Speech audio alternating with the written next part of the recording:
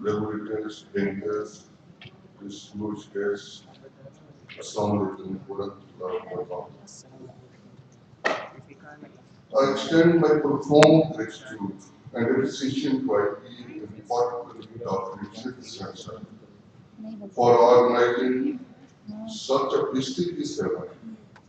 It is indeed a matter of great honor for me to be here at the World Islamic Finance Forum today. I think that this event comes at very appropriate and proper time in the context of two recent developments regarding development of Islamic finance in Pakistan. I say this not just as chairman of SCC, but also in my personal capacity as a Muslim who has always lived with some dreams. The government has implemented SCC's tax proposal for offerings to the level playing field with bond through an ordinance on 31st August 2016. This is a great step toward for promotion of Islamic finance in Pakistan. I am extremely thankful to Honorable Finance Minister Muhammad Ishaq Dar for making this happen. Earlier, the Finance Minister had accepted my proposal for offering 2% tax rebate on as an incentive for companies meeting Sharia compliance criteria. Today, companies are being given both a financing option and a tax incentive to become Sharia compliant. And now it is for the companies to make the most of this opportunity. I sincerely hope and pray that such measures will promote Islamic finance in Pakistan and in return Allah will bestow His blessings on us. Ladies and gentlemen, I am personally very passionate about Islamic finance and I make it a personal purpose to oversee the Islamic finance initiative that exists. I would like to share that shortly after viewing I noticed that the regulations of the Islamic finance companies under the mandate of SEC were very fragmented and required a direction. For this purpose, I established a dedicated and full-fledged Islamic finance department in SEC to coordinate and spearhead the Islamic finance initiative. This department reports directly to me and is headed by Mr. Bilal, who is present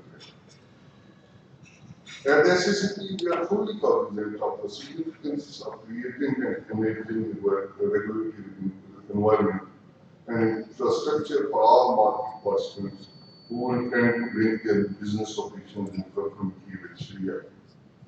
In order to provide them a level playing field, SSP is diligently working toward harmonization and standardization of regulations, thus enabling all market players to benefit from a uniform regulatory environment. Earlier this year, the SEC adopted four Sharia standards of PAYFI, and this is an ongoing process where the objective is to adopt and comply with maximum Sharia and according standards set by PAYFI and the IFS. I believe that Sharia compliance of companies is best gauged by the level of standards that have been applied. We are also in the process of adopting a Sharia regulatory framework, and it is for the first time that the opinion of Sharia compliant company has been given in the draft company bill 2016. SACP also has an independent Sharia advisory board consisting of renowned Sharia scholars of Pakistan, including former Supreme Court Justice Khalilur Rahman Sahib and Mufti Munibur Rahman Sahib, to review products development and educate on Sharia matters. The issue that brought the Sharia board of SSP were thoroughly examined and vetted after all aspects of Sharia have been considered. Over the last 1 year, SSP, in consultation with the Sharia board, has reviewed the approved products and documentation for the Pakistan Mercantile Exchange, SSP, price versus finance and mutual funds, and other which are required. Islamic finance Finance is featured as a top priority in the agenda of our university deliberations and capacity building program. SSC stock is attending to the path of Islamic finance education and other training programs on competitive basis. The recent decade has shown tremendous growth and promise in the Islamic finance industry. The widespread recognition and adoption of Islamic finance in the business sectors stem largely from its inherent ability to promote economic well-being, maximization of social and economic justice, and fulfilling of socio-economic opportunities for the masses. It has the potential to help address the challenges of ending extreme poverty and boosting shared prosperity. The great potential of Islamic finance in financial and capital markets is being unleashed with recognition of its distinct dimensions, innovative financial solutions, and financial specifications that it offers. Being the best regulator of Pakistan's capital market, non-banking financial sector, including microfinance institutions, insurance sector, and brokerages, this scope is a change of Pakistan diverse regulatory environment. The government economic liberalization and investment policies have had a tremendous positive impact on the economy. Not only is the investors' confidence getting restored, consequently, regulatory and enforcement measures, but new avenues for investment and fundraising have also been. Today, Pakistan is ranked as growing and emerging regional economic power, has also witnessed the mega trade and infrastructure partnerships scored by Pakistan and endorsed by global financial market experts. Rating agencies, and investment distinct providers, they are well positioned and better equipped to face challenges of the competitive global industry. The investment conditions constantly improve, and more foreign investors instead of partners from the other Islamic countries are expressing the interest in the financial sector of Pakistan. Islamic financial services and instruments in financial and capital markets now have great appeal to the investors from Islamic as well as other countries.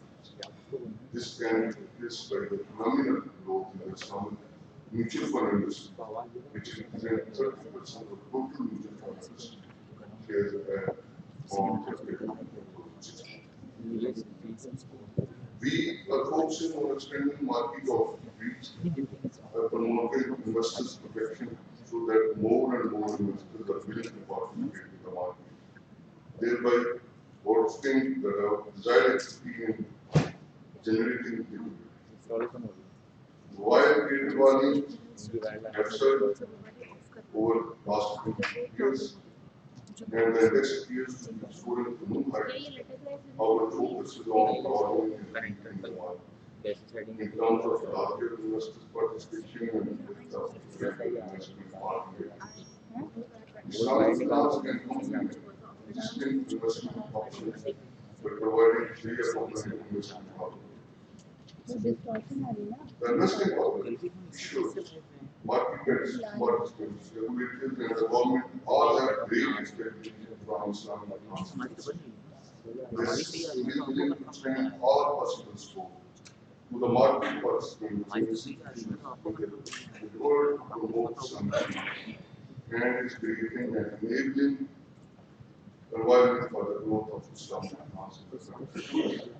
I commend the efforts of all who strive hard to make Islamic finance a reality in the financial and capital markets of Pakistan. May Allah guide us in this.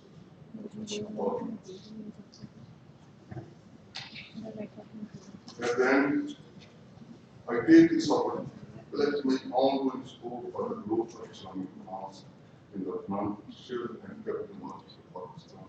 Thank you very much for allowing me to start now. Pakistan.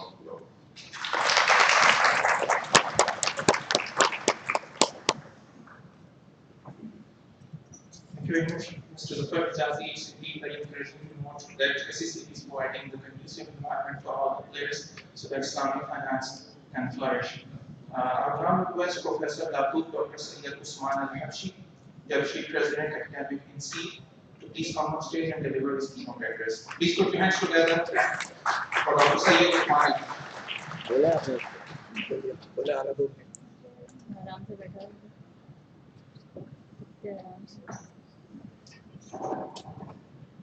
بسم الله الرحمن الرحيم. الحمد لله رب العالمين والصلاة والسلام على سيدنا محمد أشرف الأنبياء والمرسلين وعلى آله وصحبه أجمعين. السلام عليكم ورحمة الله وبركاته. Distinguished participants, I am quite disturbed, not by this crowd, but by another crowd before I came to this country. When someone was talking about riba, comparing it with the cost. If the amount is greater than the average cost, in other words, it is beyond the normal profits, then it is riba. Otherwise, it is not. I do not think that riba depends upon cost. Riba depends upon whether you take anything extra from the loan that you extend on. That's all. Even if it is once. As we know, riba is a very serious sin. It is not something that is small. If you do not follow, if you still practice riba, then know that Allah is against you. Allah will wage war against you. Allah will wage war against you. What does it mean? It's very, very serious. There are two different hadiths that I have read about riba. One says that the sin of riba is similar to one who fornicates with his own mother. Another says the sin of riba is equivalent to zina 36 times. It's so serious, and yet we hear people say, well, it is the same. When you talk, when you go and get financing from the Islamic bank, the rate is the same. It's just like those Jews who say the same thing as quoted by Allah subhanahu wa ta'ala. Are we still prepared to do that? I don't think we should. Allah subhanahu wa ta'ala also mentioned in the Quran, أعوذ بالله من الشيطان الرجيم وما خلقنا السماوات والأرض وما بينهما لاعبين. This particular verse comes from Surah Al-Dukhan. And it continues, ما خلقناهما إلا بالحق. We do not create this heavens and the earth except in truth. ولكن أكثرهم لا يعلمون. And many of you do not understand why this particular verse is very important. And it has relationship with riba. The reason is, when Allah says, Allah subhanahu wa ta'ala says that He does not create all these heavens and the earth except in truth, except to establish truth. What it really means is to establish justice. There is no justice without truth. Truth is the root, is the foundation for justice. Can you have a court case where there is no truth or there is no facts that you can make a judgment, a judgment that is just? It's impossible. You can only make a judgment which is just and fair when you have all the evidence, when you have all the truth about it. Therefore, truth is really the root for justice. And Allah does not mention this particular verse only in one place in the Quran. As far as I know, there are 5 other places in the Quran with similar verses. وما خلقنا السماوات والأرض وما بينهما إلا بالحق. And it is repeated at least 6 times in the Quran. And only one that I mentioned earlier, that Allah says, I do not create all these things for fun. La'ibin, for fun, no. For something very, very serious. But what is the relationship between these two? The prohibition of riba and the creation of this world with justice. Because riba will definitely bring about injustice. Riba will definitely bring about injustice. So when Allah prohibits riba, it means He has already blocked the path towards injustice. Prohibiting riba means you are blocking the path towards injustice. When you block the path towards injustice, there will be only approaches or ways or channels of achieving justice. That means without riba. Similarly, if you think in terms of all the other prohibitions of Allah, subhanahu wa ta'ala, whatever, for example, is prohibited. Myself is also prohibited. Why? Because both of them will definitely invite injustice. So Allah prohibits them so that you are protected from that particular path that will lead you towards injustice. In economics, we say justice, what do you mean by justice? In economics, we don't use the word justice as much. What we say is in equilibrium. When everything is in equilibrium, that means it is fair.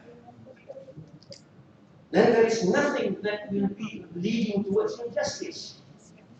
Because Allah has already declared that the whole creation of the universe, of the heavens and the earth and all within them, is meant to establish justice.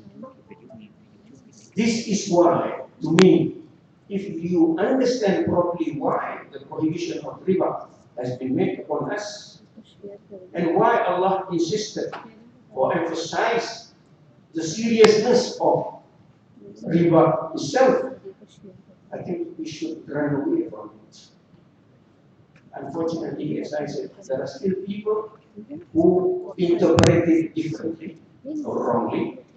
Secondly, there are many, when they're given the choice of whether the financing is Islamic or the other way around, they look at the price, they look at the cost.